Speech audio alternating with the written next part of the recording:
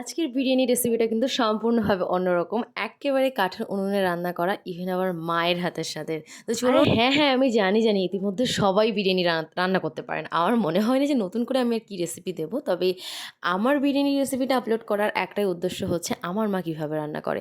তো নতুন করে কিচ্ছু বলার দরকার নেই। একদম স্বাভাবিকভাবে মাংসটাকে ম্যারিনেট করে রাখা হয়েছিল জাস্ট পাতিলেবু আর হলুদ দিয়ে, যাতে ওই মাটনের কাঁচা একটা গন্ধ বেরিয়ে যায়। তারপরে এদিকে আমাদের পুরো মশলাটা রেডি করে নিয়ে জাস্ট পেঁয়াজ তেলের মধ্যে যেমন লাল করে নিয়ে ভেজে একটু গুঁড়ো মশলাগুলো দিয়ে একটু আদা রসুন পেস্ট দিয়ে মাংসটাকে সুন্দর করে কষিয়ে নিয়ে লাস্টে একটু টক দই দিয়ে দেওয়া হয়েছিল এবং ভাজা মশলা একটু দিয়ে ভালো করে কষিয়ে নেওয়া হয়েছিল 10 থেকে 15 মিনিট মতো। আর এই যে দেখতে পাচ্ছেন মা কিছুক্ষণের জন্য উঠে গেছিলো, সেই সময় আমি পাতা ওই যে শুকনো যে পাতাগুলো ওগুলো আমি জাল দিচ্ছিলাম। যেহেতু মা একটু অসুস্থ ছিল যার জন্য আমি একটু হেল্প করছিলাম এই আর কি। আর এদিকে এই যে বিরিয়ানি এসেন্সটা মানে কারোরই নখ ছিল না যে বিরিয়ানি এসেন্সের মুখটা খুলবে। তারপর সবশেষে ফাইনালি খোলা হয়েছিল, কারণ এটা না খুব ঝামেলা, ছোট্ট চিপি থাকে তো। আর হ্যাঁ বলি, এই বিরিয়ানি মশলাগুলো কিন্তু সম্পূর্ণটাই আমাদেরকে গিফট করা হয়েছিল একজনের দ্বারা।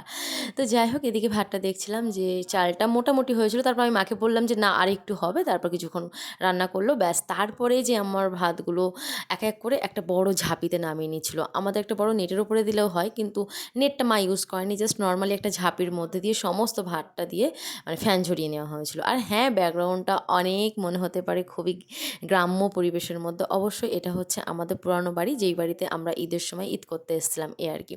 তারপরে যেমন নর্মালি জাস্ট দুধের মধ্যে একটু বিরিয়ানি এসেন্স ভাত, আলু আর হচ্ছে কষা মাংসটাকে 3টে স্টেপে বসিয়ে দিয়ে উপরে একটু তেল, ঘি আর একটু পেঁয়াজ বেরেস্তার বিরিয়ানি মশলা দিয়ে ব্যাস দমে রাখা হয়েছিল 15 থেকে 20 মিনিট, না 20 থেকে 35 মিনিট এরকম হবে।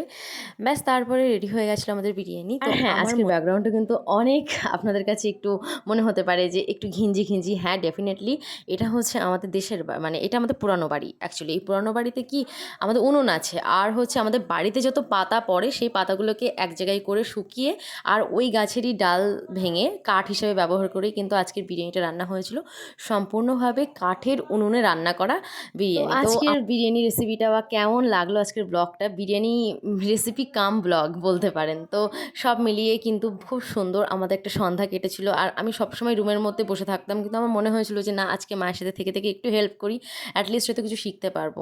ব্যাস, দ্যাটস ইট ফর টুডে। দেখা হচ্ছে নতুন কোনো ব্লগে নতুন কোনো রেসিপির সঙ্গে। ততক্ষণ সবাই ভালো থাকবেন, সবাইকে ভালো রাখবেন। আজ তাহলে আসি।